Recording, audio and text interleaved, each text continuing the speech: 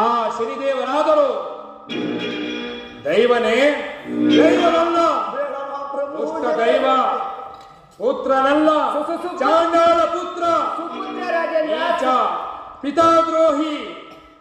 ಆತ್ಮ ವಿಚಾರವನ್ನು ಈ ನನ್ನ ಕಳಿಂಗ ಆಸ್ಥಾನದಲ್ಲಿ ಇನ್ನೊಮ್ಮೆ ಉಚ್ಚಾರಣೆ ಮಾಡಿದರೆ ನಿಮ್ಮ ನಾಲಿಗೆಯನ್ನು ಸೀಳುವನು. ಮಹಾಪ್ರಭು, ಆತನು ಗಗನ ಸಂಚಾರಿ. ನೀವು ಹಾಡಿರುವ ನುಡಿಗಳೇನಾದರೂ ಅವನ ಕರ್ಣಕಠೋರಕ್ಕೆ ಬಿದ್ದಿದ್ದೆ. ಹೌದು ಹೌದು ರಾಜೇಂದ್ರ, ಗತಿ ಅಧೋಗತಿ ಆಗುವುದು. ಈ ವಿಚಾರವೇನಾದ್ರೂ ಆ ಶನಿದೇವರ ಕಿವಿ ಕಣ್ಣಕ್ಕೆ ಬಿದ್ದಿದ್ದೇ ಆದರೆ ನಿಮ್ಮನ್ನು ಸುಮ್ಮನೆ ಬಿಡುವರು. ಮಹಾಪ್ರಭು, ಶನಿ ಶನಿ ಶನಿ, ಎಲ್ಲಿಯ ನಿಮ್ಮ ನೀಚ ಶನಿ?